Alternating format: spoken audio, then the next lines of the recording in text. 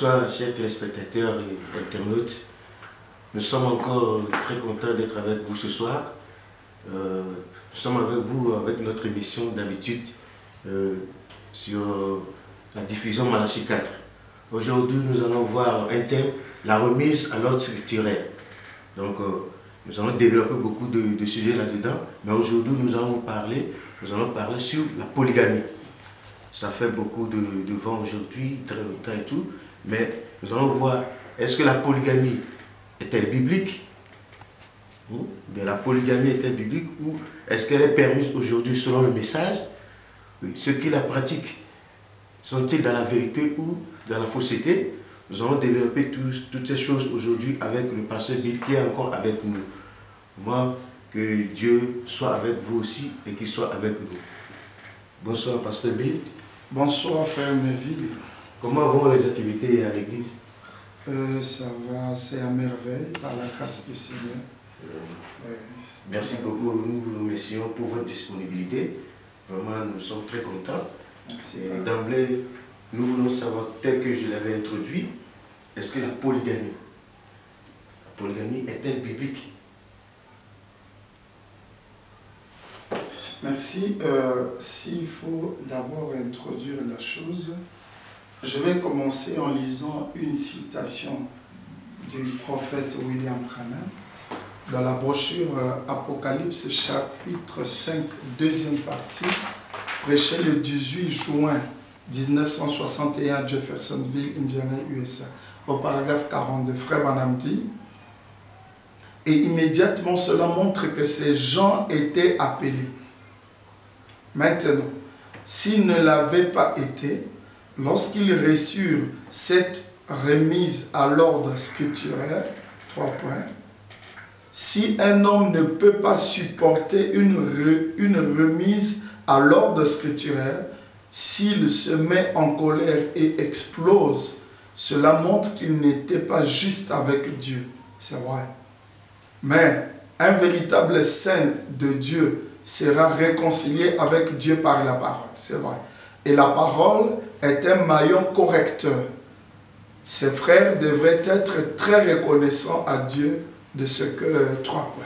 Alors je crois que c'est frère Branham qui parle du sujet où il avait ramené le frère Ben et autres qui propageaient qu'il était Christ, le Messie et tout consort, parce qu'il s'était décidé de ne plus monter en chair. Il est resté 2 semaines sans prêcher. Et lorsqu'il revient en chair, il dit que le serpent était mort. Et il est allé, il a rencontré ses frères. Il dit, lorsque je leur ai montré les Écritures, ils sont revenus en ordre. Et ils sont allés régler ça avec les autres frères. Partout, ils passaient dans les maisons pour propager ces pensées doctrinales.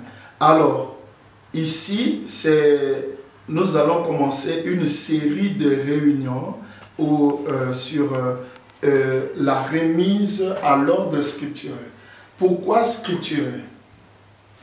Si je peux déjà commencer à répondre à chaud la question sur la polygamie est-elle biblique ou pas? La polygamie telle qu'elle est conçue aujourd'hui, puisque lorsqu'on parle de la polygamie, du coup nous voyons un homme avec beaucoup de femmes. C'est ça. Quand vous dites à quelqu'un que le monsieur est polygame, il doit avoir déjà plus d'une femme. Ça veut dire qu'il a 2, 3, 4, 5, 19 et tout comme ça, comme nous le rencontrons dans tous les continents du monde. Je dirais ceci, la polygamie est dans la Bible. La polygamie donc est biblique. Mais la polygamie aujourd'hui telle qu'elle est appliquée ou pratiquée, elle n'est pas scripturaire. Pourquoi pas scripturaire? Parce que selon frère Branham, pour qu'une chose, un verset biblique, ou ça veut dire que, je peux dire comme un mode de vie, parce que la polygamie, je peux dire que c'est une forme de mariage. Pour qu'une forme quelconque de mariage, une célébration dans la Bible soit légale ou scripturaire aujourd'hui ou applicable, il faut que ça soit une promesse de notre temps ou que le prophète de l'âge l'ait introduite. Parce que aujourd'hui, vivre avec beaucoup de femmes, déjà du coup, je dis, c'est anti-scripturaire. C'est anti-message. Vous voyez? Alors, nous rencontrons ça en Afrique, nous rencontrons ça un peu dans des pays de l'Est, ça veut dire en Orient, et un peu partout, tel qu'en Inde. Là, vous trouvez des gens avec des femmes, même en Afrique, Afrique australe, Afrique du Nord, un peu partout. Oui. Mais vous ne rencontrerez pas ça aux États-Unis, en Occident. Vous ne verrez pas quelqu'un en France avec 2, 3 femmes. Vous ne verrez pas quelqu'un, un Américain, qui vit avec 2 femmes ensemble dans la maison. Donc vous voyez qu'elle est pratiquée dans un endroit et ailleurs, elle n'est pas pratiquée. Voilà, donc elle est biblique, mais elle n'est pas scripturaire. Si je peux pour le moment m'arrêter. Donc pasteur, mais vous venez de dire quelque chose au sujet du message. Donc, si je comprends bien, dans le message, est-ce que quelqu'un qui croit le message, est-ce qu'il peut pratiquer la polygamie? Est-ce qu'il lui est permis de pratiquer la polygamie? Quelqu'un qui croit le message de William Marion Branham ne peut jamais vivre avec plus d'une femme. Ça veut dire qu'il ne peut pas pratiquer la polygamie. Mais pasteur, mais nous rencontrons des pasteurs, des frères qui nous disent que cela est permis. Frère Branham l'a prêché. Et ils disent que vraiment, quand Adam est tombé, là la loi, la nouvelle nature a introduit la polygamie parce que c'est venu par le sexe. Parce que quand Dieu a créé l'homme et la femme, donc ils sont tombés. Là c'est la première alliance. Donc la deuxième alliance a été introduite par le sexe et c'est ce qui a produit la polygamie. Donc la polygamie est dans le message et que Frère Branham a prêché ça. Bon, je ne sais pas s'ils ont trouvé ça où, mais au mieux de ma connaissance, j'ai lu les brochures de Frère Branham. J'ai lu dans le message, je n'ai trouvé aucune citation. Je dis ceci avec respect et amour pour mes frères qui pratiquent cela. Je les aime. Parce que certainement ils ont rencontré certaines écritures, mais seulement je dis d'emblée qu'il n'y a aucune citation dans le message de William Branham qui donne autorisation à qui que ce soit, pasteur, diacre, brebis, sœur ou frère, d'entrer en polygamie. Mais j'ai lu des citations où de la bouche de Frère Branham est sorti ou prononcé le mot polygame. Je ne sais pas si c'est de ça, puisque Branham a prononcé le mot polygamie, ou Branham autorise. Il n'y a aucune citation où Branham autorise. Mais dans le mariage et divorce, Frère Branham a bien parlé de la polygamie. Frère Branham a dit que quand l'homme et la femme sont tombés, maintenant, la seconde alliance a amené la polygamie. C'est pourquoi l'homme et la femme, il marquait que les hommes se marient à plusieurs femmes. C'est pourquoi les humains, je parle des animaux, avec plus. Il cite même, il dit, le coq avec une basse-cour avec plusieurs poules, il y a aussi des animaux, les cochons avec beaucoup de porcs, ainsi de suite. Donc, Frère Branham a parlé de la polygamie dans mariage et divorce. Donc, pasteur, au moment, je ne sais pas si vous avez trouvé le passage. Oui, j'ai ici le passage. Je n'ai pas pris en français, bien que mon anglais est encore pauvre, mais j'ai préféré aller directement en anglais. Oui. Hein, j'ai un peu l'idée de ce que tu dis. Je suis dans mariage et divorce en anglais depuis le paragraphe 202 en descendant. Il dit, now you see them after, donc après, after the beginning, it was something else was introduced. Now this is going to shock you. Maintenant, ceci va peut-être vous choquer. Oui. Parce qu'il dit maintenant, remarquez alors, après le commencement, il y avait quelque chose qui a été introduit. Are you tired? Êtes-vous fatigué? Congregation says no. L'église dit non. Just sit still just a little longer.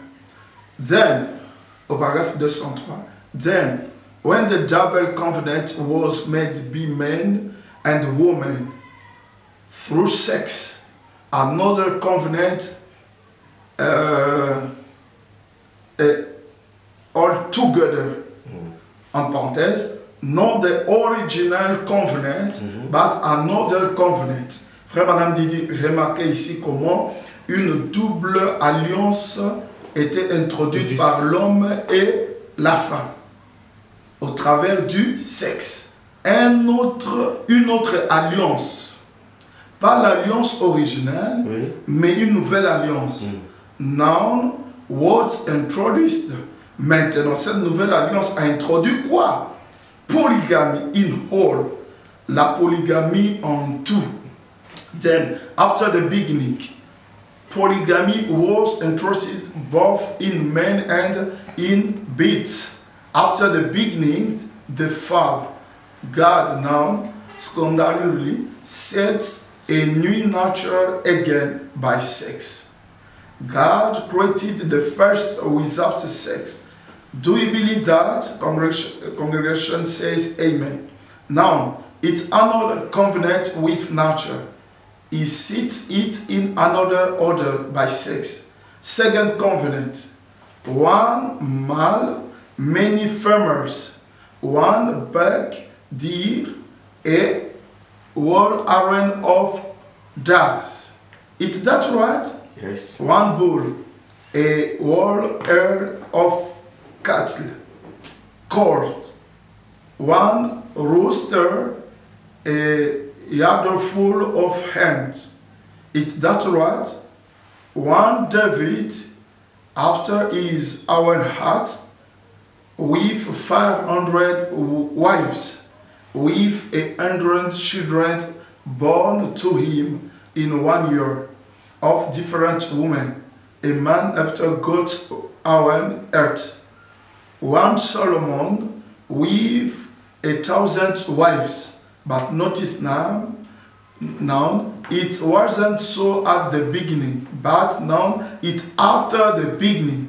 The woman has done this, then she just becomes what she is now. See?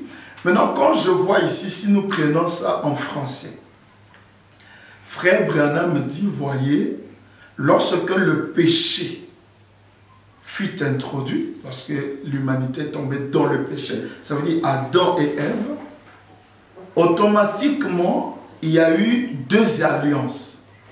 La première alliance était un homme et une femme.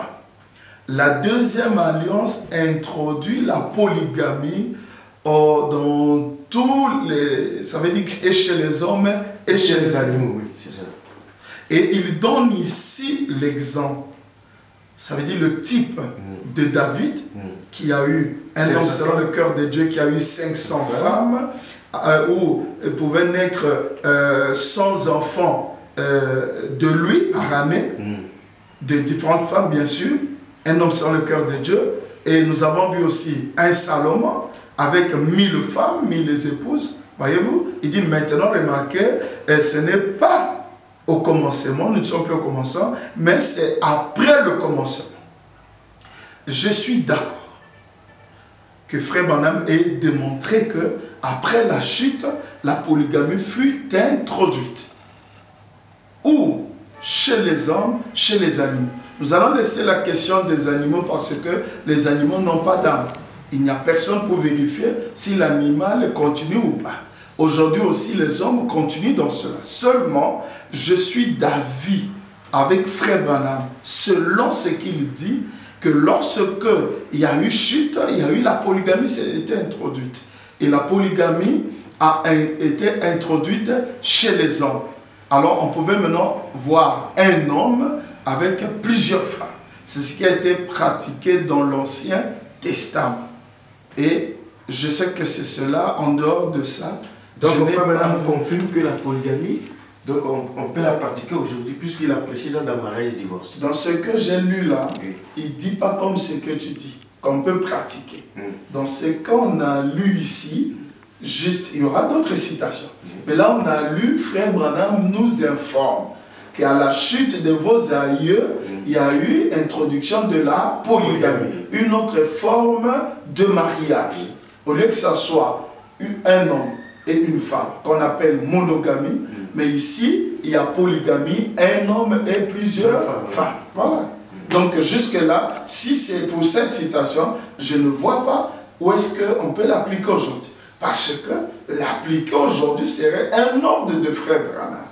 Mais puisque c'est prêché plus que moi à l'église et que les gens savent que maintenant nous sommes après le commencement. Est-ce que quand frère Branham prêchait ça, c'est pour seulement donner un exemple ou bien pour que les gens puissent vivre? Parce que son message, c'est apporté à un peuple pour que les gens puissent vivre le message. Donc ce qui veut dire qu'il prêche ça seulement pour que ce soit un exemple en l'air. Il ne prêche pas ici. Jusque-là, cette citation donne une information. Parce que la chute n'a pas seulement introduit la polygamie, ça a introduit beaucoup de choses. À cause de la chute, on avait même eu des lois dans l'Ancien Testament interdisant à l'homme de faire ceci, de faire cela. Lorsqu'une femme est dans la période des femmes, vous comprenez ce que je veux dire, en cette période-là, elle ne peut pas faire ceci, elle doit avoir un sacrifice pour aller vers le sacrificateur pour être pure. Lorsqu'une femme met au monde, et pour être pure, il doit avoir 2 ou 3 mois et amener une bête. Le péché a introduit beaucoup de lois. Donc, parmi tant d'autres, il a introduit aussi la polygamie. Alors, je dirais ceci. Quand le péché vient et introduit la polygamie, je parle ici d'abord de l'Ancien Testament, ça a été pratiqué. Un homme avec 2, 3, 4, nous prenons le cas de David et Salomon, l'autre, l'un à 500 et l'autre à 1000. Mais nous allons remarquer qu'il y a certaines pratiques qui ont été appliquées dans l'Ancien Testament qui ne sont plus appliquées aujourd'hui, soit qui ont été appliquées et qu'on applique aujourd'hui sous une autre forme. Par exemple, pasteur, comme quoi par exemple? Je vais donner un exemple. Frère Branham dit, Dieu avait arrêté un plan par lequel il devait sauver l'humanité. Depuis le jardin d'Éden, après la chute. C'était qu'un agneau devait être apporté, tué, et le coupable devait s'identifier à l'agneau, et ainsi, il devait être pardonné. Pas définitivement, mais le sang de l'animal devait couvrir son péché. Et ça a été pratiqué tout le long de l'Ancien Testament. Mais quand nous arrivons au Nouveau Testament, la forme, la loi n'est pas abolie. La loi n'est pas changée. Dieu continue avec sa loi ou son plan. Toujours un agneau innocent qui doit mourir pour le coupable. Mais cette fois-ci, la forme de l'agneau change. Alors que les Juifs continuaient avec les animaux, mais on voit un Jean-Baptiste qui présente une autre qualité d'agneau. Et l'agneau passe d'un animal à un être humain. Et c'est ce qui avait bousculé la soi-disant foi des pharisiens. Et ils n'ont pas accepté Jésus-Christ. Voilà leur perdition. C'est un exemple parmi tant d'autres. Je vais prendre l'exemple sur Dieu lui-même. Vous êtes sans oublier dans Dieu dévoilé, dans le Dieu puissant dévoilé devant nous, Christ révélé au travers des âges, identifié dans tous les âges. Frère Branham dit, Dieu ne change jamais. La Bible dit dans Amos 3, verset 6, Dieu ne change jamais. Or, quand vous prenez ça comme ça, brut, d'une manière brute comme ça, alors vous allez croire, comme les gens croient dans la rue, que Dieu ne change pas. Oui, c'est que Dieu ne change pas, c'est sa nature, parce qu'il est toujours la parole, de la Genèse à l'Apocalypse. Il ne change pas ses caractéristiques, il ne change pas sa manière de faire, mais il y a une chose que Dieu change. Dieu change de forme. Dans l'Ancien Testament, il était la colonne de feu. Frère Branham dit une forme surnaturelle, et il devait passer du surnaturel au naturel. C'est pourquoi, et tous ceux-là croient comme moi, qu'il est parti de Jéhovah surnaturel à Jésus-Christ naturel et non. Cela a toujours chopé les pharisiens. Et j'ai constaté que tous les non-élus de Dieu, lorsque Dieu change la forme de sa loi, cela fait trébucher les non-élus. Maintenant, quand est-ce que cette polygamie, comme vous le dites, a changé de forme selon Frère Branham? Parce que là, nous sommes tous d'accord que la polygamie a été établie. Maintenant, est-ce que sa forme, c'est tel que vous avez donné cet exemple, maintenant c'est sa forme qui a changé. Mais comment ça a changé selon le message? Selon le message, je vais parler selon Frère Branham. D'abord, je vais établir un fondement. Oui. Parce qu'il ne faut pas qu'on entre dans un débat biblique non scriptural. Parce que vous aimez utiliser scripturaire. J'aime insister sur scripturaire, oui, parce que c'est ce qui échappe beaucoup aux gens aujourd'hui dans le message. Oui. Il n'est pas permis à quiconque d'entrer dans la Bible. Frère Branham dit, la Bible, c'est la forêt des pasteurs. Non, non, non. Des prophètes. Des prophètes. Oui. Ne peut entrer là et ressortir un verset, ne doit être qu'un prophète. D'accord. Mais aujourd'hui, nous avons reçu un vrai prophète. William Branham, c'est un vrai prophète biblique. Oui, là, nous devons lui laisser le temps d'entrer dans la Bible, oui, concernant chaque sujet, de trouver les versets concernant le sujet, les versets applicables, et il ressort avec ça, il nous donne, et nous appliquons cela. D'accord. Voyez? Oui. Donc c'est comme Élie, Frère Branham dit dans la brochure l'offrande de farine, Élie chez la veuve de Sarepta dit, vous allez mourir femme, qui typifie l'église, et l'enfant c'est la vie éternelle. Ça veut dire que la vie spirituelle dans la femme. Comme dans Apocalypse 12, il y avait une femme, l'église, qui avait mis au monde un garçon, qui était la parole faite chair. Ça veut dire que la vie. Il dit, mais vous allez tous mourir.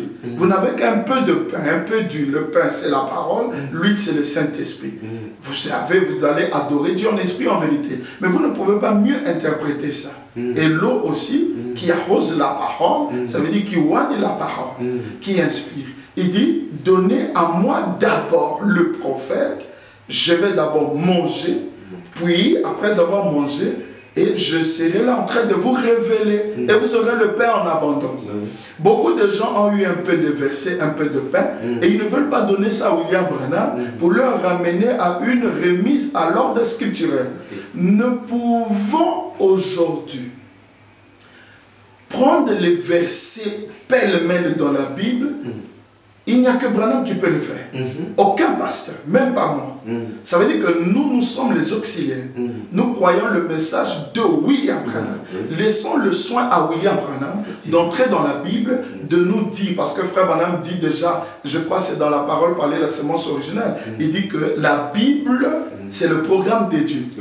Et le programme de Dieu subdivisé pour des âges. Or, pour chaque âge, il y a un certain nombre de versets à utiliser. Nous n'avons pas vu Noé utiliser tous les versets. Il n'a pas utilisé les versets concernant Abraham. Donc, Frère Branham dit, aucun messager ne viendra avec le message de l'autre. Ça veut dire qu'un pasteur ne peut pas être inspiré pour prendre tel verset pour édifier l'église. Non! Il ne peut pas le faire. C'est le travail du prophète. Le Saint-Esprit continue avec les auxiliaires aujourd'hui, pasteur. Mais le Saint-Esprit ne va pas faire ce qu'il ne lui est pas demandé de ne pas faire. Le Saint-Esprit était avec Jésus. Jésus a indiqué à ses disciples, après moi, vous ferez ceci. Vous baptiserez les gens. Matthieu 19, je crois. Ou 28, c'est 19, 28, 28, 19. Il dit, en mon nom, vous chasserez les démons. Vous ferez ceci. Il leur lave les pieds. Il dit, c'est ce que vous ferez après moi. Donc, quand Jésus part, il n'y a pas eu de disciples qui viennent avec le Saint-Esprit, allons faire autre chose que ce que Jésus a indiqué. Donc, le prophète est celui qui trace la voie à suivre.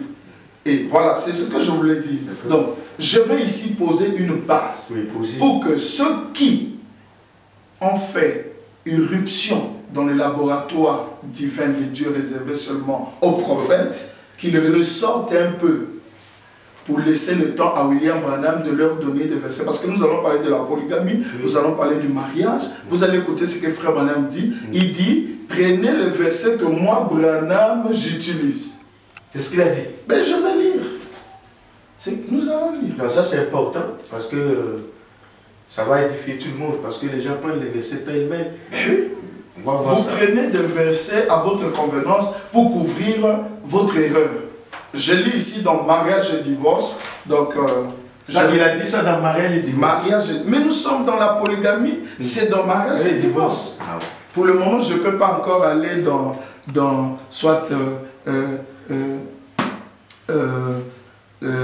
soit comme la sémence ne dit pas avec là-bas. Nous sommes dans mariage et divorce. Le paragraphe 51, il dit, donc, en toute sincérité, j'aborde ce sujet, le mariage et le divorce, point. Que Dieu soit miséricordieux envers nous tous. 51. Maintenant, écoutez attentivement. Et les sœurs, ne vous levez pas pour sortir, restez assises un petit moment. Les frères, faites la même chose. N'éteignez pas vos postes, vous qui êtes en ligne avec nous. Ne faites pas ça. Restez assis tranquillement pendant quelques instants jusqu'à ce que ce soit terminé. Écoutez attentivement. Si vous n'êtes pas d'accord, notez les versets auxquels je me réfère et ensuite étudiez-les avec une attitude de prière avant de prendre votre décision. Oh Dieu, aide-nous comme nous essayons d'aborder ce sujet. Moi, si j'ai le Saint-Esprit, ça ne dépassera pas le Saint-Esprit du prophète. Je suis auxiliaire au prophète. Frère Branham a dit dans question-réponse du 12 janvier 61, il dit, après moi, il y aura 4 ministères. L'apôtre, le pasteur, l'évangéliste et le docteur. Donc, ils suivront ce que le prophète a déjà révélé. Voyez? Donc, même, par exemple, Frère Branham dit dans le parent rédempteur, Boaz avait demandé à Ruth, qui est le type de l'épouse que nous sommes, ne va pas glaner dans d'autres champs, reste dans mon champ. Voyez? Le champ de Boaz n'occupait pas tout Bethléem, non. Une partie. Ouais. Donc si la Bible représente le pain qui est Bethléem, la parole, mais le message de l'heure ne va pas utiliser tous les versets. Il y a les versets que les Noé ont déjà utilisés. Et si on peut prendre ça, c'est juste un exemple, comme Jésus a dit dans Luc 17, ce qui s'est passé du temps de Noé se répétera. C'est un type. Mais quand on dit se répétera, cela ne veut pas dire que c'est Noé qui revient et nous allons entrer dans l'arche naturelle. Voyez-vous? Donc ici, moi, je vais parler sur la polygamie selon les versets bibliques que Branham a utilisés dans mariage et divorce. Oui. Je ne vais pas prendre un verset à mon goût, à moi, dans la Bible pour amener ici, ce serait ajouté sur l'enseignement prophétique. Parce que Pierre dit dans la Bible que l'enseignement prophétique n'est pas sujet d'une interprétation particulière. C'est la lampe pour les enfants de Dieu. Donc nous continuons, il dit toujours au paragraphe 50, il dit, or, il se peut que ce soit un peu long. Je ne voudrais pas que vous soyez pressés. Prenez votre temps, simplement, faisons-le tous et étudions la parole de Dieu véritablement et à fond du mieux que nous pouvons l'étudier. Avec les versets que Branham étudie. Au paragraphe 53, il dit, commençons par l'évangile de Matthieu, au chapitre 19, et à partir, je pense, du verset 8 du chapitre 19. C'est là que j'aimerais commencer. Je peux bien commencer au premier verset et lire jusqu'au verset 8 du chapitre 19. Frère Branham prend Matthieu 19. Moi, je ne peux pas aller prendre Matthieu 11. Pour dire que oui, il y a Matthieu 19, mais il y a aussi Matthieu 11, Dieu dit ceci. Ce serait être rebelle au prophète. Voyez? Donc ça, c'est répéter exactement les bandes. Rester sur les traces de William Branham. Lorsqu'on se réclame être du message de William Branham et qu'on suit William Branham, il faut rester sur ses traces. Sinon, on va se retrouver dans un pétrin. Matthieu 19 que vous venez de lire là, c'est Jésus qui parlait, on posait la question à Jésus. Oui. Donc il répondait au commencement, cela n'en était pas ainsi. Donc au sujet de la question du mariage et du divorce. Donc ce qui veut dire que Jésus ramène les gens au commencement. Qu'est-ce qu'il voulait dire exactement? C'est là, je vais revenir à votre... Parce que moi je posais une base pour vous montrer là où ça a changé. Et c'est là. D'accord. Parce que un David, un Salomon. Oui. Parce que ne me citez pas le nom de quelqu'un d'autre. Je sais que frère Branham, il ne lui manquait pas le temps, ni la connaissance, Oui. parce qu'il a lu toute la Bible avant toi et moi. C'est lui qui amène le message. Oui. Il pouvait citer d'autres personnes comme Abraham, qui avait beaucoup de femmes. Il a eu Sarah, Agar et machin. Peut-être qu'il citera. Donc si frère Branham, et retenez ceci, pour chaque cas, chaque sujet à traiter dans le message, si je dois parler sur l'enlèvement, je vais juste prendre les versets et les types de l'Ancien Testament. Commençons par l'évangile de Matthieu, au chapitre 19, et à partir, je pense, du verset 8 du chapitre 19. C'est là que je vais commencer. Je peux bien commencer au premier verset et lire jusqu'au verset 8 du chapitre 19. Frère Branham dit, donc moi, je n'irai pas, si lui s'arrête au verset, par exemple, 15, moi, je ne peux pas aller au verset 17. Parce que le Saint-Esprit, dans sa plénitude, savait qu'on devait commencer ici et s'arrêter ici. Avant de continuer, je vais encore attirer votre attention. Quand frère Branham me prêche, aujourd'hui, cette écriture est accomplie. Il dit au sujet de Jésus qui est entré dans l'église, c'est décrit dans Luc 4, le verset 16, il dit on a remis à Jésus le rouleau. Et quand Jésus prend la lecture pour lire le texte de Ésaïe 61, il lit le premier verset en entier. Arrivé au deuxième verset, il lit juste la partie A. Parce qu'il savait que la partie B ne le concernait pas. Déjà, vous voyez que l'esprit des prophètes est soumis aux prophètes. Il savait que ça, c'est ce qui concerne William Branham au temps de la fin. On serait été un pasteur, il lisait tout. Voyez-vous. Donc, déjà dans le même verset, il y a deux ministères. Donc, on ne peut pas prendre des versets n'importe comment. Parce que moi, j'entends, j'ai eu l'occasion d'être un peu sur le net. Je ne suis pas là souvent, mais de temps en temps, j'essaie de voir un peu comment est-ce que les autres présentent les choses. J'ai vu quelqu'un qui parlait sur la polygamie. Il entrait n'importe comment dans la Bible. Lorsqu'il est coincé, il va prendre, je ne sais pas, il a cité même des noms des prophètes que je n'ai jamais écoutés. Frère Branham cité. Moi, j'étais étonné. Je me suis dit, mais celui-là connaît sa Bible. Moi aussi, je lis la Bible, mais je m'intéresse plus au message. Il y a des versets qui sont des prophéties et des promesses de notre jour. C'est ça le message. Et je vais encore ajouter dans la brochure, la sémence n'hérite pas avec la balle. Je crois le paragraphe 151, frère Branham dit, voilà, voici le secret du message, les affaires du Père. Quelles étaient les affaires du Père pour lui, Jésus?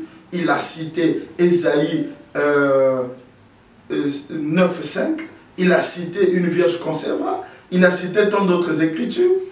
Mais, il dit, mais aujourd'hui, que criera le froment le grain? Quelles sont les affaires du Père aujourd'hui? Il n'a plus repris les versets de Jésus. Chaque dispensation, chaque ministère a ses versets. Il dit, confirmez Malachie 4, confirmez Luc 17, 30, Hébreux 4, 12, Hébreux 13, 8, l'ouverture des 7 sceaux, mariage et divorce. Voyez-vous? Donc ici, écoutez ce que frère Branham dit toujours dans mariage et divorce, au paragraphe 54, il dit, maintenant, souvenez-vous, ces choses que je dis, elles doivent venir de la parole de Dieu. Ce ne peut pas être mon opinion personnelle. Parce que mon opinion, c'est comme l'opinion de n'importe qui d'autre. Mais il faut que ce soit en continuité avec la parole de Dieu. Souvenez-vous, Dieu garde tout dans la continuité. Il ne change jamais. Il est le même hier, aujourd'hui, pour toujours. Le croyez-vous? L'Assemblée dit Amen. Il est le même. C'est là que je commence à répondre à votre question. Là, vous avez dit que où est-ce que la polygamie a changé ou a eu un choc? Un choc. Un choc, je dirais. Ça veut dire que la polygamie a changé. Frère Branham dit dans le lieu d'adoration, les pharisiens ont demandé à Jean-Baptiste, qu'est-ce que tu as prêché ce matin? Tu as dit que l'agneau serait maintenant un humain, ce ne sera plus un animal à quatre pattes. Jean-Baptiste dit non, ça ne sera plus un animal à quatre pattes. Les pharisiens ont dit, mais Jean-Baptiste, mais depuis quand Dieu a changé ça? Mais est-ce que si Dieu veut changer quelque chose, il doit dire aux gens, maintenant je change? Dieu ne construit pas toujours des murs droits, et il fait des coins. Dieu n'avait pas aboli la loi sur le sacrifice d'agneau avec effusion du sang. Il a gardé la loi, il a gardé l'ordonnance, il a gardé sa recommandation sur le salut, le rachat des hommes. Mais il a juste changé la forme de l'agneau. C'est ça là où les gens sont perdus.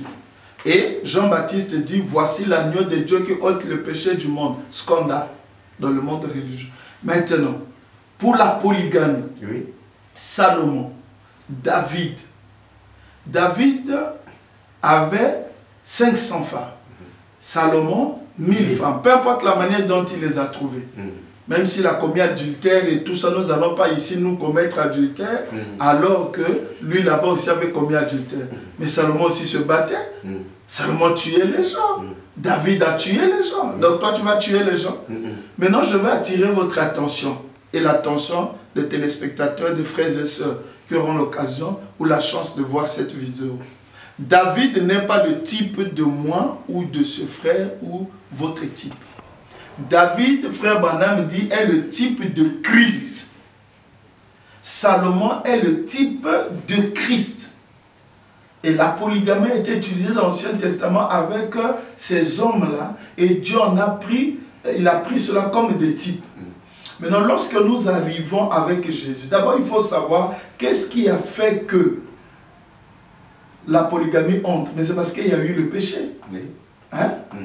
Écoutez ce que frère Branham dit dans le paragraphe 57. Jésus a été confronté à ce passage des Écritures, à cette question, tout au début de son ministère. Moïse y a aussi été confronté au tout début de son ministère. C'est une question de première importance dans le cœur des croyants. Le pécheur, ça lui est égal. Par contre, c'en est une pour les croyants, parce que le croyant cherche à faire tout ce qu'il peut pour vivre correctement devant Dieu. Par conséquent, aussitôt qu'une question se pose sur la religion, le cas du mariage et du divorce se pose aussi. Toujours. Pourquoi? Parce que c'est la cause du péché originel. C'est là que le péché a commencé. Et c'est pour cette raison que ça revient sur le tapis chaque fois, parce que c'est l'origine même du péché. Le péché arrive, la polygamie intervient. Mais qu'est-ce que Jésus vient faire? Mourir à la croix. Ce n'est pas pour régler le problème du péché. Et lorsqu'il vient, les gens croient que Jésus les a sauvés et qu'il les a pardonnés. Et il a réglé le péché. Mais il est venu, étant donné comme il vient pour régler cette question, qu'est-ce qu'il fait? Eh bien, il ramène l'homme à la première forme du mariage qui était la monogamie. C'est pourquoi il dit, il n'était pas ainsi au commencement, maintenant j'ordonne que l'homme soit mari d'une seule femme. Et la Bible dit que les pharisiens sont venus pour l'éprouver. Et les pharisiens continuent à dire, mais pourquoi Moïse a prescrit de donner la lettre de divorce? Il dit, c'était à cause de votre incrédulité. Et maintenant dans Matthieu 19, Jésus introduit, dit, il y aura divorce seulement sur un seul cas. Une seule condition, s'il y a fornication. Qu'est-ce que frère Branham entend par fornication? Qu'est-ce qu'il entend par fornication? Je ne vais pas expliquer par moi-même, parce que d'autres sont doués à expliquer les choses à leur manière, mais moi, je me réserve, parce que les gens me suivent, ils prennent ceci pour question de vie ou de mort. Et vous voyez que c'est une question de première importance. Donc on ne peut pas blaguer que moi j'ai mes opinions au sujet de la Bible et je vais divulguer, surtout que ce serait sur le net. Écoutez, l'union invisible de l'épouse de Christ, prêchée le 25 novembre 1965. Ici c'est déjà le mariage et divorce, c'est déjà prêché. Hein? Ici on a déjà prêché le choix d'une épouse. Ici on a déjà prêché, les 7 se sont déjà révélés. Écoutez, au paragraphe 60. Ainsi, elle a d'abord, je vais citer 3 autres choses dont elle ne doit pas s'éloigner. La femme, naturelle bien sûr. Maintenant, gardez à l'esprit l'Église pendant que je dis ceci à la femme naturelle. Comme Paul le fait ici au 7e chapitre des Romains. Son Seigneur lui a confié un dépôt de vertu, une certaine vertu à la femme donc. Personne ne détient ce dépôt si ce n'est la femme. C'est vrai. Il lui est confié par Dieu. Elle ne doit pas souiller cette vertu. Ça veut dire que la virginité. Si jamais elle fait quelque chose de faux, elle doit le confesser à son mari avant qu'il la prenne et rétablir la chose. Ça veut dire confesser. C'est pourquoi le jour du mariage, je demande, y a-t-il quelque chose? C'est pareil pour l'église qui fut mariée à la loi.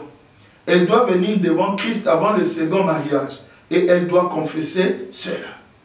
Si elle ne le fait pas et qu'elle vit avec son mari 10 ans et le confesse, alors il, le mari, a le droit de la répudier et de marier une autre femme. C'est l'écriture.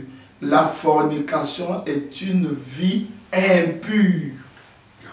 Ça, c'est ce que la femme doit confesser à l'homme avant le mariage. Avant le mariage. Donc, au cas où elle ne le fait pas et qu'après tant d'années, si elle le dit, le confesse, 10 ans, 15 ans, 25 ans après, oui, de la répudier, oui, et de se marier une autre femme. Il doit prendre une autre femme, mais à une seule condition, parce que nous allons revenir dans mariage et divorce.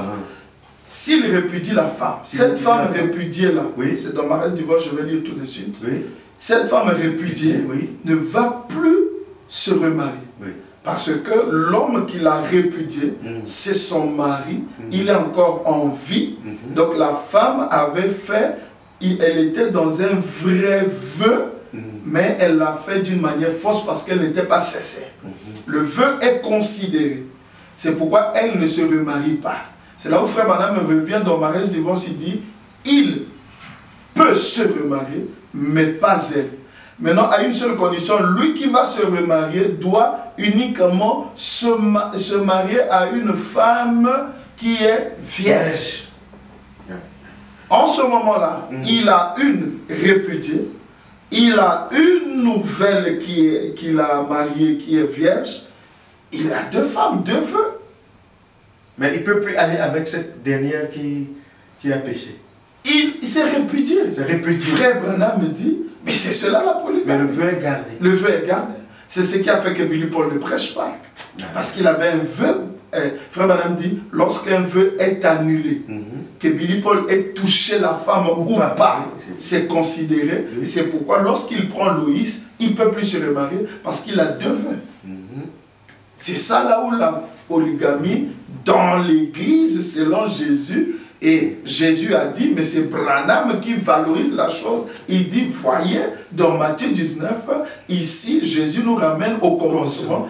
Une seule femme, un seul homme, une seule femme. Plus de vivre avec un harem de femmes. Maintenant, au cas où la femme, une seule possibilité, là où la femme a confessé la fornication, l'homme a la possibilité de prendre une autre femme. Mais quelque part, là, tel que vous l'avez lu, dans mariage divorce, Frère Branham dit aussi, c'est vrai, il dit qu'il peut se marier, mais pas la femme. Donc l'homme peut se remarier comme David, comme Salomon. C'est comme Frère Branham est en train d'appuyer que l'homme peut se marier encore comme David et Salomon. Dans mariage divorce. Il prend le type de David. Il prend le type de Salomon. Parce qu'ils ont pratiqué la polygamie. Sauf que là-bas, eux vivaient avec les femmes ensemble. Mais ici, Jésus a déjà dit que nous répartons au commencement. Mais j'ai entendu quelqu'un dire, voilà, Jésus, vous dites que Jésus a dit de répartir au commencement. Il a dit, voilà ce qu'il met fait au commencement. Non, n'utilisons pas mal la parole. Lorsque Frère Branham fait intervenir, il dit que, lorsqu'il dit qu'il met fin au commencement, il ne veut pas dire que nous n'allons plus répartir au commencement. Frère Branham me dit, je vais lire ici. Nous allons lire dans mariage et divorce, oui. Je suis bel et bien dans mariage et divorce. Il dit, au paragraphe, il y a un problème de vue. Attendez, je vais prendre ça ici.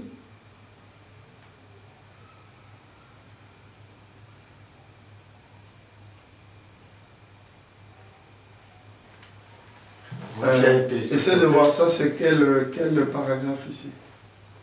206, je crois. 206. Voilà. Donc, je vais au paragraphe 206.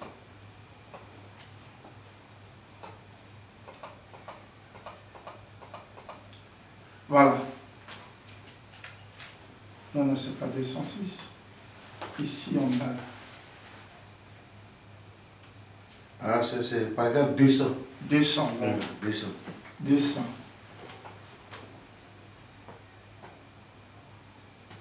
Voilà, frère, madame dit. Je peux commencer à 200. Ouais, 200. Maintenant, le monde doit être repeuplé pas par la création originale de Dieu, comme au commencement.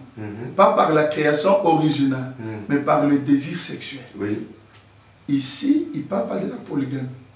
Ici, il montre que si aujourd'hui, parce que le plan premier de Dieu, c'était que l'homme devait venir par la parole. Comme Gabriel a parlé à Marie et Jésus est venu. Oui. Mais comme le péché est entré et la femme a causé cela, c'est pourquoi le monde doit être repeuplé par le sexe. Et c'est là où il dit que voilà ce qui met fin au commencement. Et il dit, il va dire, et vous allez me suivre, maintenant le monde doit être repeuplé pas par la création originale de Dieu, comme au commencement, pas par la création originale, mais par le désir sexuel. Bon, voilà qui met le point final au commencement. N'est-ce pas? Au commencement, il n'y avait qu'un seul homme et une seule femme, un mâle et une femelle. Mais une fois qu'elle a traversé la ligne et qu'elle a introduit ce péché, voilà que maintenant le monde doit être repeuplé de nouveau par le sexe, pas par la création, pas par le sexe. Vous voyez ce qu'il en est de la femme maintenant? Bon, mais c'est par ce moyen-là que le monde est peuplé aujourd'hui à travers les femmes. C'est pour cette raison que Jésus a dû venir à travers la femme, pour ramener ça au commencement original de nouveau, son désir sexuel. Il est né d'une vierge. Voyez-vous? Donc lorsqu'il dit ce qui met fin au commencement, c'est le péché. Et comme nous avons lu là-bas au préalable, il avait dit, voilà, c'est une question de première importance parce que c'est là où le péché a commencé. Or, ça met fin au commencement, mais Jésus vient rétablir le commencement. Est-ce que je me fais comprendre? Et lorsqu'il rétablit le commencement, Jésus n'abolit pas la polygamie, mais il la change de forme. Sa forme a changé. La forme a changé, c'est là où on permet maintenant à l'homme, tu peux répudier dans un seul cas, s'il y a fornication. S'il n'y a pas fornication, si vous avez eu d'autres problèmes avec ta femme, frère Branham dit aussi que si votre femme coupe les cheveux, si vous la répudiez, vous avez le droit. Si elle commet adultère, tu peux la répudier, mais dans ce cas-là, tu ne te remaries pas. Parce que, en entendant ce que les gens disent, ils pensent que tu peux répudier à n'importe quel moment et tu peux te remarier. C'est là où ils insistent, il ne peut pas être. Donc, là, je ne comprends pas. C'est-à-dire que si ta femme se coupe les cheveux et commet adultère, si je la répudie, si par exemple ma femme fait ça, je la répudie, je ne peux pas me marier. L'homme et la femme ne se remarient pas, à moins qu'ils se réconcilient. En dehors de la fornication, Matthieu 19, l'écriture dans mariage et divorce. Une seule possibilité. Et il a utilisé sur Matthieu 5, 32. C'est là où nous allons aussi en venir. Et excusez-moi, pasteur, mais cette fornication, ça veut dire que avant que la femme ne se marie, elle devait confesser toute sa vie. Si elle avait déjà confessé et qu'en continuant vous trouvez un autre problème, tu vas en revenir là, tu n'es pas d'abord, pour commencer, honnête. Tu n'es pas un gentleman, tu n'es pas sérieux, parce que tu l'avais déjà pardonné. Et quand tu l'as pardonné, Dieu l'a pardonné. Même 60 ans après, tu ne peux plus le répudier. Mais si tu l'as répudié en ce moment-là, alors toi aussi tu ne te maries plus. Ah, c'est comme ça. Il y a plusieurs cas où l'homme peut se divorcer, mais sans se remarier. Mais le seul cas où il peut se remarier, c'est lorsqu'il y a eu fornication. Et en ce moment-là, nous allons lire frère Branham, toujours dans mariage et divorce. En ce moment-là, le monsieur bénéficie de la grâce de Dieu. Il peut se remarier avec une femme vierge, la femme ne se remarie pas. Je ne sais pas si c'est clair. Vraiment, tellement les gens ont reçu, ont été en face de beaucoup des enseignements tordus, excusez-moi le terme, mais c'est pourquoi quand je place ceci, mais je crois que les enfants de Dieu, puisque c'est la parole de Dieu, ça les éclaire. Donc je reviens dans mariage et divorce depuis le paragraphe 222, frère Branham dit, notez, lisons ceci là, je vais vous faire comprendre cela. dans Matthieu 5, Jésus a parlé ici de quelque chose qui est vraiment d'une importance capitale, toujours. Nous voulons le voir. Matthieu 5, j'ai écrit sur 3 points. J'avais noté certaines choses que j'avais l'intention de dire seulement aux hommes. Alors ça n'a vraiment pas été facile de le dire devant nos sœurs. Mais je vais aborder ceci maintenant avant 3 points. Au paragraphe 224. Maintenant, sœurs, je vais vous mettre à la place qui vous est promise par la parole de Dieu. Et alors vous verrez et restez à cette place-là. Je continue ma lecture. 225. Matthieu 5, 32. Je voudrais vous faire remarquer ici. C'est quelque chose qui vient appuyer cette même idée de un et beaucoup. Je pense que c'est Matthieu 5, 32. Commençons au verset 31.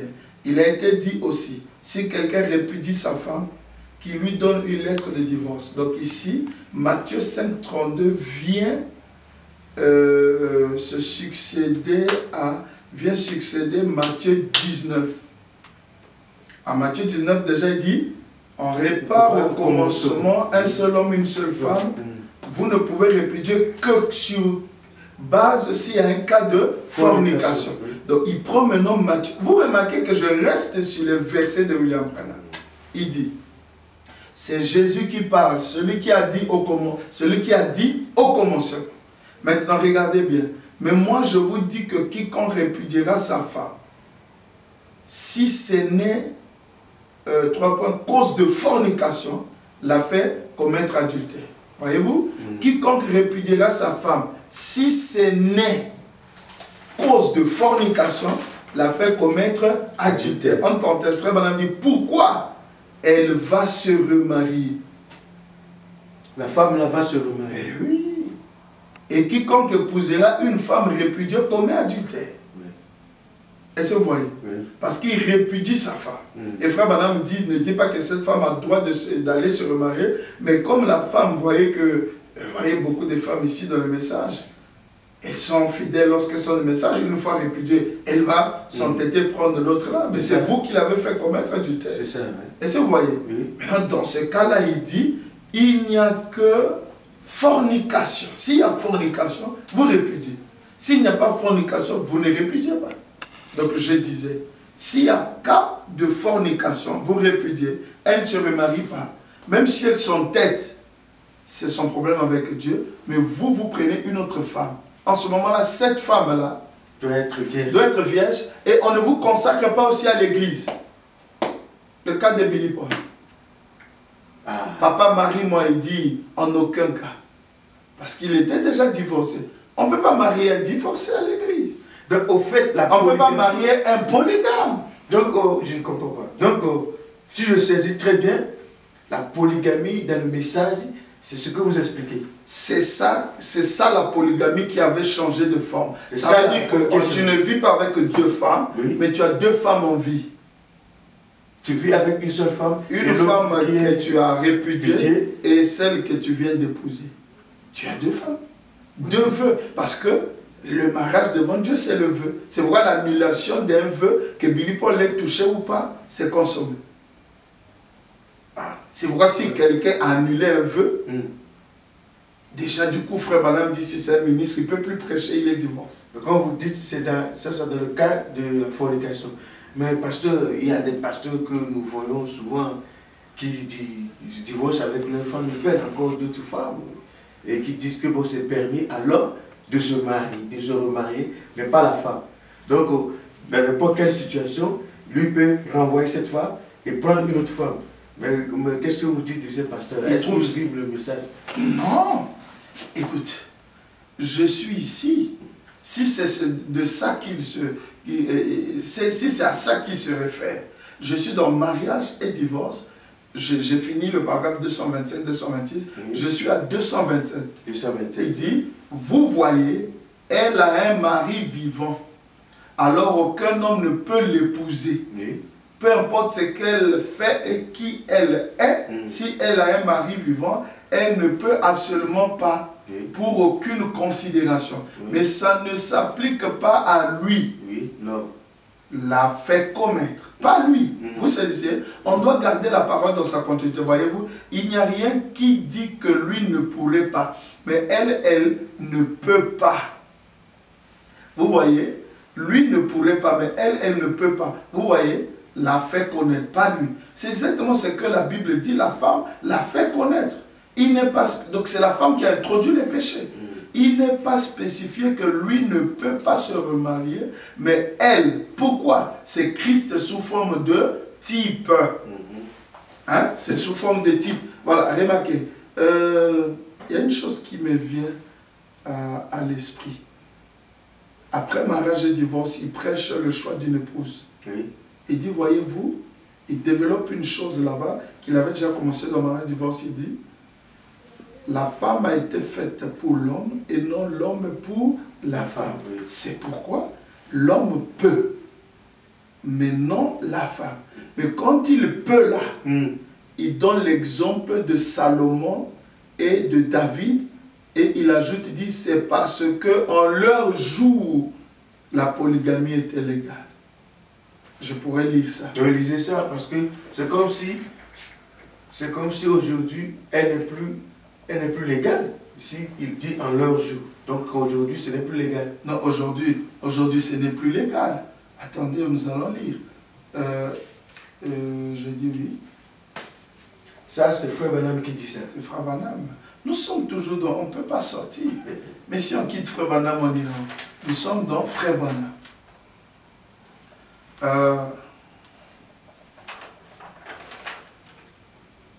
Le choix d'une épouse.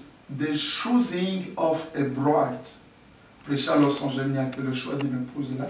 Il dit, il parle au paragraphe 135. Woman was made for men and not men for women. Oui. That's the reason under the old laws that polygamy was legal. Look at David sitting down there with 500 wives. And the Bible said he was a man after God's own heart, with 500 wives, and Solomon with 1,000. But not one of them women could have another husband.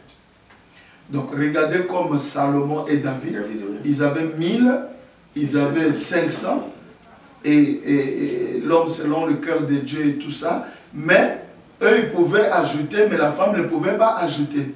C'est le type là qui dit qu'on peut appliquer aujourd'hui, mais sauf qu'il souligne une chose, c'est pour cette raison que sous les anciennes ordonnances, sous les anciennes lois, la polygamie était légale. Quand on dit était légal, ce qui veut dire qu'aujourd'hui ce n'est plus légal. Ce n'est plus légal aujourd'hui. Est-ce que Frère Branham a dit explicitement que la polygamie aujourd'hui est supprimée, puisque après mariage et divorce, c'est comme s'il a cautionné le mariage et la polygamie. Parce qu'il dit, regardez, l'homme peut, mais la femme, mais pas la femme. Comme David, comme Salomon, comme tout. Parce que je connais, je veux vous le dire, il y a un de vos collègues pasteurs qui, par cette citation, a engagé la polygamie chez lui à l'église et les gens croient à la polygamie. Et il se base là-dessus que c'est Frère Branham qui a dit ça. Donc il ne voit pas là où Frère Branham a interrompu la polygamie, mais il dit c'est la continuité. Voyez. Donc, bon, moi, je crois que ce qui échappe à mon frère, il fait au mieux de sa connaissance, mais ce qui échappe, c'est l'application. Oui. Lorsqu'il voit les types de David et Salomon, c'est là où ça l'embrouille. Oui. Il n'a pas compris comment, là où Dieu a changé la forme de la polygamie. Sinon, Dieu n'a pas permis la polygamie aujourd'hui. Cette polygamie a changé de forme, comme l'agneau qui avait changé de forme, et Dieu qui change de forme. Donc en Dieu, en réalité, ce qui change, c'est les formes. Mais la loi, la base, reste la même chose. Voyez? Et par exemple, les gens citent Abraham, Sarah lui avait donné Agar pour femme. Frère Branham dit dans la sémence n'hérite pas avec la balle que Agar était une prostituée dans la polygamie. Parce que c'était légal, bien qu'étant légal en leur temps, mais elle était une prostituée. plutôt une femme adultère dans la polygamie. Et j'ai une écriture ici en face de moi. Works is a faith expressed. Ça veut dire que les œuvres sont l'expression de la foi prêchée le 26 novembre 1965. Le paragraphe 220. Je lis directement en anglais et en français parce qu'en anglais il dit Even Sarah said. Et il dit you know what's going to happen. You're going to have the baby, but I tell you the way we're going to do it. Agar now is my mate. I'm going to give her to you, cause polygamy was legal then, and she'll have a baby, and I'll take the baby myself. Elle te donnera. C'est Sarah qui dit, tu sais comment est-ce que nous allons procéder par cela? Qu'est-ce qui va arriver? C'est que maintenant, on a besoin d'un bébé. Tu as besoin d'un bébé, Abraham. Moi, Agar étant mon aide, je veux te la donner comme femme. Car, Branham dit, parce que la polygamie était légale en ce temps-là. Et elle va donner un bébé et moi-même j'aurai ce bébé. Ça sera comme mon bébé. Ça c'était la pensée de Sarah. Maintenant le prophète dit, but Abraham didn't believe that. Abraham n'avait pas cru cela. Non, he wouldn't do it. Et remarquez, but Sarah was inspired to do it. C'est Sarah qui a inspiré Abraham de le faire. Au paragraphe 221, so God told Abraham, go out and listen to her. But he said, yet this is not what I promised you. This is not the way I promised it. Il dit, Abraham, va vers elle comme Sarah dit. Mais ça, c'est pas ce que je t'ai promis. Moi, j'ai une voie tracée pour ça. Voyez? Donc ça, c'était pas la pensée de Dieu pour que nous prenions ça comme un type. Et Frère Branham n'a jamais pris ça comme un type pour appuyer. Voilà que Sarah a donné à Agar, donc c'est la polygamie, c'est qu'elle devant appliquer. Mais non, les pasteurs qui chassent, qui divorcent, chassent les femmes. Dans quel cas? Si la femme est insoumise, ou si la femme a commis adultère, mais s'il a une écriture de chasse, il est libre, qu'il chasse. Mais dans un seul cas, Frère Branham dit, il ne doit pas se remarier le pasteur. Parce que s'il se remarie, il quitte la chair. Ah! Oui. C'est vraiment ça, c'est selon le message. Selon le message. Mais c'est un peu compliqué. Mais je crois que c'est la vérité, nous devons la croire. Maintenant, un pasteur qui a perdu sa femme, est-ce que dans ce cas, lui, il peut se remarier? Il doit toujours se marier à une vierge? Celui qui a perdu par la mort? Oui, oui. Si un pasteur perd sa femme par la mort, Frère Branham a montré l'exemple. Mais il doit se remarier. Et quand vous me posez la question si ça doit être par une vierge ou pas, les pasteurs ne se marient qu'avec les vierges. Frère Branham dit dans mariage et divorce, ils sont le type de sacrificateurs. Un roi comme David et autres pouvaient prendre une femme de quelqu'un, une femme déjà touchée, mais pas un sacrificateur. Parce qu'ils sont l'image de Dieu sur la terre. Parce que Dieu ne se marie jamais avec des prostituées, telles que la prostituée d'Apocalypse 17. Mais Dieu se marie avec une vierge. C'est pourquoi un pasteur, après avoir perdu sa femme par la mort physique, il est... En fait, s'il veut se marier, il peut rester s'il veut, mais sinon, s'il veut se marier, il a le droit de se remarier et de prendre. La question de demander si ça doit être vierge ou pas, il n'y a pas de question là parce que le prédicateur ne se marie qu'à une vierge. Pasteur, vraiment, je voulais savoir, est-il permis à un ministre qui est divorcé, remarié, ou bien polygame, de prêcher du haut de la chair? Est-il permis à cet homme qui est divorcé, marié plusieurs fois, de continuer à prêcher? Parce que j'ai suivi les vidéos du pasteur Cass et du pasteur Thomas, et qui sont divorcés, remariés, et qui continuent à prêcher du haut de la chair. Et ils le disent du haut de la chair. Est-ce qu'ils sont, c'est permis à ceux-là de prêcher, de continuer à prêcher selon le message? Bon, je vais répondre comme nous sommes presque à la fin. S'il est permis à un prédicateur, un ministre, ou un pasteur qui est divorcé, remarié ou polygame, de prêcher ou de rester à la chair. Je dis déjà non. C'est un frère Branham. Du coup, non. Du coup, non, parce que, un divorcé, frère Branham dit, si mesdames me quittent, je quitte la chair. Ça, c'est dans le livre des Hébreux. Je vais lire dans Conduite et Ordre. C'est conduite, ordre et doctrine. Oui. Donc, la conduite à tenir dans l'église, l'ordre à respecter et la doctrine à appliquer. C'est ce que frère Branham a dit ici dans les questions-réponses. Donc, un ministre, il va répondre, un ministre ne peut pas être divorcé, rester en chair ou polygame, parce que le polygame, il n'y a pas, frère Branham n'a jamais marié un polygame. Vous ne pouvez pas accepter quelque chose qui n'est même pas, qui n'a même pas de traces dans le message. On n'a jamais marié un polygame. Même Billy Paul, qui a juste un vœu annulé ou brisé, qu'il ait touché la femme ou pas, selon l'écriture, les polygames, parce qu'il y a une femme avec qui il a brisé le vœu et une autre avec qui il vit, frère Branham refuse de le marier. Mais vous voyez des gens se marier et tout ça. C'est des choses antiscripturelles non prévues par la parole de Dieu. Donc au lieu que moi je parle, je vais lire frère Branham. Oui. Vous savez, il y a des questions que vous posez que frère Branham qualifie de questions très très pertinentes. Il dit, et frère Branham dit ici, frère Branham, le Seigneur vous permettrait-il de nous instruire sur la question du mariage et du divorce en ce moment? Question. Un homme peut-il épouser une femme et ensuite, après que celle-ci a divorcé d'avec lui, en épouser une autre? Si les deux épousent quelqu'un d'autre, commettent-ils tous les deux adultère? Vous avez mentionné que ça se rattacherait à la sémence du serpent. Dans quel sens? Maintenant, voici une des questions les plus dangereuses que nous ayons dans ces piles. Et c'est celle qui est la plus contestée dans le monde d'aujourd'hui. Maintenant, écoutez-moi. Et j'ai une raison pour ceci. Si j'apportais vraiment à cette église et sur cette bande ce matin la chose correcte à propos du mariage et du divorce, ça diviserait toutes les... Vous voyez là, on vient de lire là.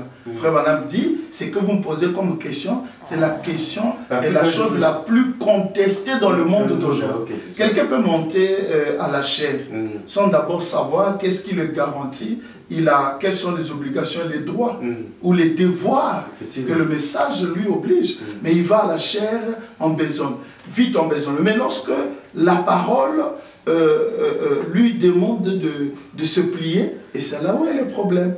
Mais nous allons quand même dire la vérité, si ça va détruire les églises. D'ailleurs, les choses, le temps est allé plus loin, nous sommes déjà à la fin. Frère Branham dit, si la parole doit détruire un ministère, eh bien, qu'est-ce que nous allons faire? Ce n'est pas nous, c'est le ministère. Maintenant, je vais lire pour répondre directement à ça. Frère Branham, il dit ici, on pose la question, Frère Branham, est-il, voyons un peu, pour quelqu'un qui a un conjoint vivant, dont il est divorcé, et qui s'est remarié avant d'entrer dans le message. Il est question de dire la vérité au monde. Comme on disait entre-temps que nous sommes à la fin. En fait, nous sommes à la fin de la fin. Hein? La fin du dernier jour. Il faut apporter, comme disait le prophète, que voyons ce qui se passe aujourd'hui et la condition du monde. Je ne dirai jamais quelque chose qui plaira aux gens pour des intérêts personnels. Non, non. Sinon, je serai un séducteur. Il faut dire aux gens la vérité. Quelque chose qui peut aider le peuple de Dieu à avancer. Vous voyez? Un ministre du haut de la chair, polygame, divorcé, il ne peut pas prêcher. Il ne peut pas, parce que d'ailleurs, pour commencer, un polygame vit dans la souillure.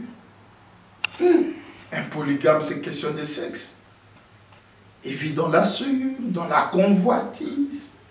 Il est anti-scripturaire, parce que ce n'est pas la parole. Vous voyez? Écoutez, Frère Branham répondre. Il dit, Frère Branham, est-il, en parenthèse, voyons un peu, pour quelqu'un qui a un conjoint vivant, dont il est divorcé, il a une femme, il s'est divorcé d'avec cette femme, mais la femme est encore vivante. Et qui s'est remarié avant d'entrer dans le message. D'apporter la parole. Donc avant d'entrer dans le message. Avant qu'il ne sache même qu'il y a la Bible, qu'il y a Branham, qu'il y a Malachika. Il est païen, assis dans un bar, en train de boire. Il divorce avec sa femme, puis il va se remarier. Il ne connaît pas encore le message. Oui. Mais ça, toujours, il respecte. Et vous parlez des vœux du monde, c'était le vœu du monde, d'Oxade. Mais les gens jouent avec la parole de Dieu. Ils prennent des risques énormes. Vous voyez qu'ici, on pose la question à Frère Branham de savoir, mais quelqu'un qui était ignorant, avant de venir dans le message, divorcé, et qui se remarie avant le message. Est-il permis à cet homme-là d'apporter la parole, de prêcher l'évangile? Je suis dans les COD, conduite hors des doctrines. Écoutez, Frère Branham répond. Il dit, eh bien, dans 1 Timothée 3:2, si vous voulez noter ça, 1 Timothée 3:2. Oui, et dans Tite 1-6, celle-là, je l'avais inscrite. Je veux que vous lisiez ça par rapport à cette question. Voyez, si un homme aspire à la charge d'évêque ou de prédicateur d'une chose ou l'autre dans l'Église, il ne doit avoir qu'une seule femme. Qu'une seule femme. C'est exact. Un ministre. Alors, c'est 1 Timothée 3:2 et Tite 1-6. Donc, Tite 1-6, oui, très bien. Maintenant, remarquez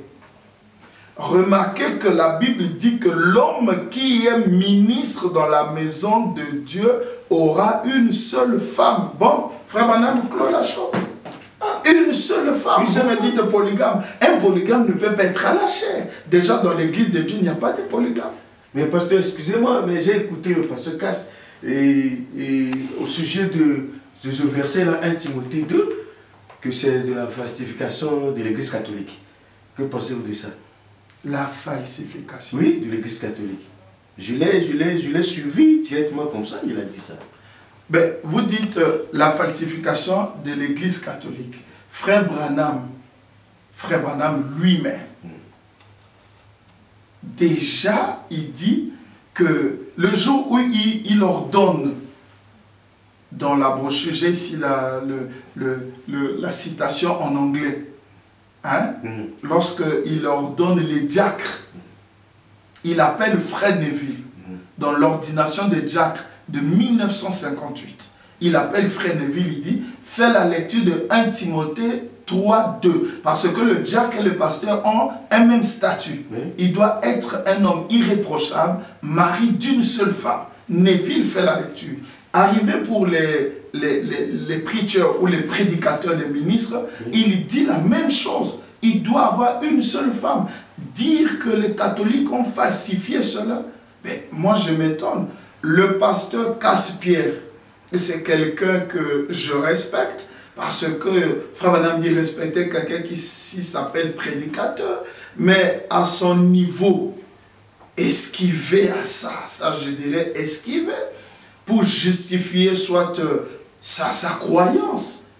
Mais comment est-ce que Frère Branham, que tu appelles ton prophète, qui soutient un verset, et toi tu appelles ça de la falsification? Donc Frère Branham l'a falsifié avec les catholiques. Vous savez que 1 Timothée 3:2, c'est la base de l'ordre dans l'église, tel que Frère Branham l'a établi. Tout ça, c'est pas dit avant l'ouverture des sceaux, parce que c'est l'ouverture des sceaux qui a amené le mariage divorce, où il a prêché la polygamie.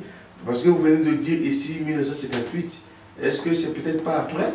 Mais le frère, que ce soit le pasteur Pierre Casse ou tous les pasteurs du message, que ce soit toi ou moi ou tous les frères et les sœurs, est-ce qu'ils ne croient pas à la révélation sur la sémence du serpent? Frère Branham dit que quand les 7 choses seront verts, quand Apocalypse 10 sera accompli, alors nous aurons la révélation sur mariage et divorce, la sémence du serpent. Mais il a prêché la sémence du serpent bien avant 1959 ou 58. Donc nous ne sommes pas ici dans les jeux des petits enfants, avant les sauts, après les sauts. Quand le prophète vient, Dieu lui révèle les secrets. Frère Branham a prêché déjà l'ordre de l'Église en 1958. Il revient encore sur la même chose en 1963. La semence du serpent, qui est une base. Il avait déjà dit que c'était Caïn. Il n'a pas changé ça après le saut. Donc vous n'allez pas me dire ici que ça c'est un jeu d'enfant. C'est des prédicateurs qui ne sont pas des croyants du message. Lorsqu'ils sont confrontés à la vérité, eh bien ils esquivent pour aller dire que c'était avant le saut. J'ai beaucoup de citations ici après l'ouverture de cette saut, là où Frère Branham dit qu'il est Dieu. Est-ce qu'ils peuvent croire ça parce que les seaux sont ouverts? Mais par exemple, Frère Branham est le Messie, Frère Branham est Dieu, il est le créateur parce qu'il a créé les écureuils. Est-ce qu'ils vont croire ça parce que les seaux sont ouverts? Laissez ça, quand nous sommes sur des questions de grande importance comme ça, on ne peut pas venir sur ces jeux-là des petits-enfants. Bon, mais est-ce que ce n'est peut-être pas une erreur du Frère Branham de répéter ce que les catholiques ont falsifié? C'est pas une erreur. Parce que, oui. Vous êtes dans le message et vous appelez ce que Branham fait erreur. Et j'apprends qu'il y a des gens qui corrigent le Frère Branham. Oui. Donc, comment pouvez-vous faire une chose et son contraire? Vous suivez quelqu'un, vous suivez Frère Branham. As-tu déjà vu dans la Bible un disciple qui corrige le prophète? Pierre a corrigé Jésus. Non. Qui des disciples de Jésus a corrigé Jésus? C'est pourquoi je peux vous dire d'emblée, en réalité, le pasteur Pierre Casse n'est pas dans le message de Frère Branham. C'est ce que les gens ne comprennent pas. Le pasteur Pierre Casse, fut un disciple de Ewald Frank de l'Allemagne. Oui. Ils utilisent les citations de Frère Branham pour couvrir leurs croyances. En fait, la polygamie utilisée par le pasteur Casse, c'est juste une pensée traditionnelle. Voyez?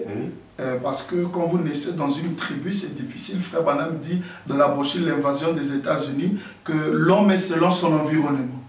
Vous voyez, la tribu Luba aime avoir beaucoup de femmes. Et vous prenez ça, vous amenez dans le message et vous dites que c'est le message. Vous êtes en robe avec beaucoup de femmes et tout ça. C'est anti-scripturaire. Voyez? Donc, il n'est pas dans le message. Il utilise Frère Branham juste... Oui. Non, c'est juste pour satisfaire ses besoins, ses convenances, c'est tout. Il n'y a pas Frère Branham là-dedans. Vous suivez... Frère Branham dit ceci. Je vais lire. Je vais lire. Déjà ici, je ne vais pas aller loin. Je prends conflit entre Dieu et Satan 181. Peut-être que ceux qui croyaient, pour ainsi dire Noé en partie, sont peut-être venus là-bas et se sont tenus aux alentours de l'arche. Et on dit, vous savez quoi? Il se pourrait que ce vieil homme ait raison. Nous ferons mieux de nous tenir ici. Bon, ensuite, ils ont vu une erreur. Point. Les prophètes de Dieu ne commettent pas d'erreur. La parole de Dieu ne peut pas faillir. Ah ouais. Les prophètes, si Noé ne peut pas commettre d'erreur, et Frère Branham dit dans l'exposé de cet âge de l'Église, ce messager de ces derniers jours, il sera plus que tous les prophètes, depuis Enoch jusqu'à nos jours, en passant par les apôtres. Mais Frère Branham a dû corriger quelque chose qu'il avait dit avant, je ne me rappelle plus tellement, mais que le cheval blanc, c'est le Saint-Esprit, après il a changé. Mais ce n'est pas l'erreur. Ah. Il a enseigné quelque chose. Oui. D'ailleurs, moi j'aurais plus confiance en quelqu'un qui a enseigné, et lorsqu'il revient après, il voit, non, l'église ce n'était pas ceci, et il règle la chose, il n'y a pas de problème. Cela ne veut pas dire qu'il commet d'erreur. Un message confirmé par la colonne de feu. La colonne de feu ne peut pas venir confirmer l'erreur. Le prophète ne commet jamais d'erreur. Et il commet d'erreur et vous le suivez et vous le corrigez. Vous corrigez Frère Branham. C'est que vous êtes né dans des conditions que nous ignorons. Mais au moins Frère Branham est né sous la constellation de 3 étoiles. Comme Jésus-Christ. Donc il dirait que Frère Branham commet d'erreurs. Il peut dire que Jésus a commis d'erreurs. Vous voyez? Ce ne sont pas des erreurs. Frère Branham ne peut jamais commettre d'erreurs. Pour ne pas s'éterniser là-dessus, je peux dire seulement à tous ceux qui nous ont suivis que la polygamie telle qu'on vous l'a présentée, c'est une erreur, c'est anti-scripturaire, c'est juste de la tradition africaine. Vous voyez, si vous allez en Orient, vous allez en Inde, vous allez chez les hindous et partout, vous verrez la polygamie. Vous allez au Kenya, il y a des polygames. Il y a même un païen ici que j'ai eu sur Internet. Excusez-moi, je ne coupe pas, mais j'avais une fois suivi, j'ai aussi lu, parce que c'est le pasteur Cass qui l'a dit, dans Abraham restauré, que Frère Branham, oui, je l'ai lu, Frère Branham dit, je préférerais. Frère Branham a dit qu'il voulait prendre 4 ou 5 femmes au lieu de faire n'importe quoi, mais il préfère prendre 4 ou 5 femmes. Donc on dirait que Frère Branham, quelque part, est en train d'équilibrer les choses. Parfois il dit c'est vrai, parfois... Est-ce que c'est pas ça? Bon, nous allons lire Frère Branham. Oui. J'ai Abraham à restaurer. Oui.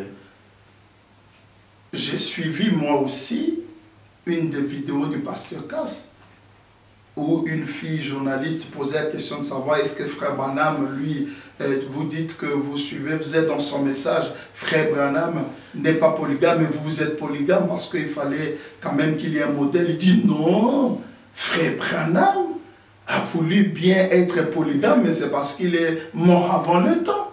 Il a pris, mais excusez-moi, c'est pas normal. Nous, on doit être sérieux. Vraiment.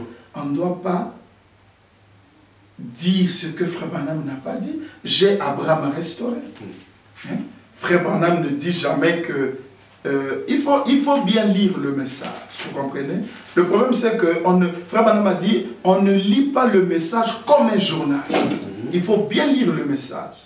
Frère Branham dit ceci, c'est Abraham est restauré de 1962, parce que j'en ai aussi de 61, et peut-être qu'il peut y en avoir bien d'autres. C'est au paragraphe 63, il dit, cette nation, l'Amérique donc, aurait été de loin meilleure si elle avait, je ferais mieux de ne pas dire cela, très bien.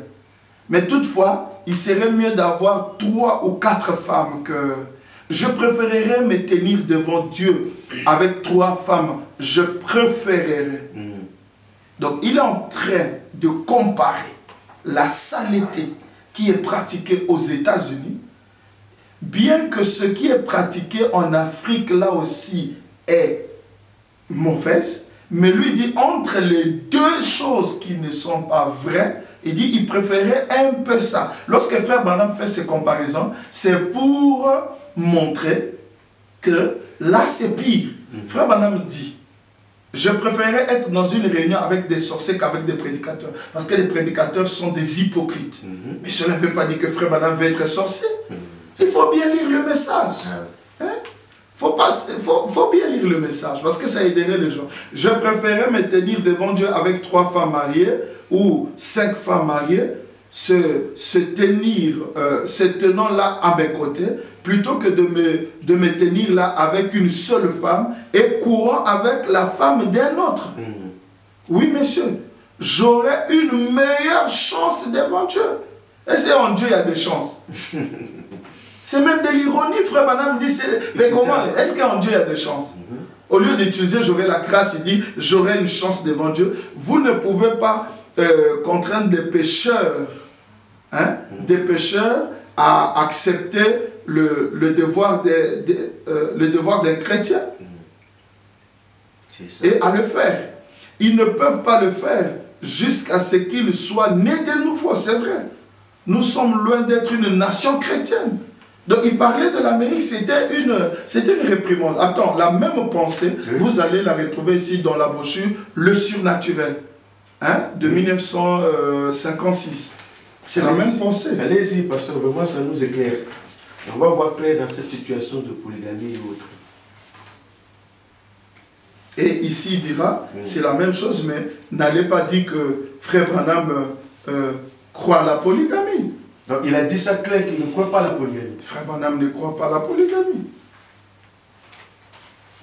Paragraphe 47, il dit, l'autre jour, en parlant de la polygamie à quelqu'un, j'ai dit que la nation dans l'ensemble serait meilleure si elle pratiquait la polygamie. Elle le serait. Nous sommes la nation où le taux de divorce est le plus élevé du monde. On se marie et on pratique le mariage mixte. On se marie, on pratique le mariage mixte. Parce que nous cherchons à amener les hommes du monde extérieur à s'accorder avec la doctrine chrétienne. Mais vous ne pouvez pas mettre la nature d'un agneau dans un cochon. La polygamie serait meilleure pour lui. Vous pouvez ne pas croire ça, mais Dieu considérerait la polygamie et pardonnerait beaucoup plus rapidement cela. Quelque chose qu'on doit pardonner, c'est le péché. Donc il pardonnerait cela plus rapidement qu'il ne pourrait 3 points. Maintenant, ça c'est au pasteur Cass. Maintenant, rappelez-vous, n'allez pas dire que je crois à la polygamie. Ça c'est frère Branham. Oui. Hein? Il a dit clairement qu'il... Il a dit clairement, si nous prenons encore dans les 70 semaines de Daniel, hein? Vous allez voir qu'il est clair là-dessus. Toujours sur la polygamie. Frère Branham ne peut pas croire à la polygamie. Frère Branham dit que la polygamie est une erreur. Je peux prendre ça sur l'ordinateur rapidement parce que le temps est passé. Hein? Mon frère. Donc, chers internautes, vous écoutez ensemble avec moi. Tout devient encore plus clair avec le messager. Il prouve ici vraiment qu'il ne croit pas à la polygamie que les autres pratiquent. Quand le pasteur Cass parle de la polygamie, ce qui n'est pas correct, il entre dans la Bible, il prend les versets n'importe comment. Je l'ai suivi donner l'exemple de Elkana. Oui. Où est-ce que frère Branham a parlé de Elkana? Le père de Samuel, oui. Est-ce qu'on doit suivre frère Branham ou le pasteur Cass? Il y a 2 messagers. Il n'y a qu'un seul messager. Je ne peux jamais dire aux gens un type, le nom de quelqu'un dans la Bible que frère Branham n'a pas dit. Lisez, écoutez ceci. Dans les pays où il y a la polygamie, c'est 1000 fois mieux. Et pourtant, la polygamie, c'est mal, nous le savons. Mais c'est juste pour vous montrer comme nous sommes dégénérés. 70e semaine de Daniel, 210. C'est pas ce qui couronne ici. C'était juste pour montrer comment l'Amérique est dégénérée. C'est pas que frère Branham serait polygame. Dis-moi, qui est le frère dans le message? Qui est polygame? Même au temps de frère Branham, ça n'existait pas. Nous savons aujourd'hui tout ce que les gens disent sur la polygamie, prendre 2 ou 3 femmes, continuer à presser du haut de la chair. Frère Branham avait dit ça. Il a éclairci ce que c'est que la polygamie dans le message. Donc, vous avez d'amples questions à poser. Vous voyez sur l'écran, notre écran, vous allez voir le numéro et le mail. Vous nous écrivez et nous allons continuer toujours à vous répondre. Vraiment, nous remercions beaucoup Pasteur Bill. Merci beaucoup et que Dieu vous bénisse. C'est moi qui vous remercie.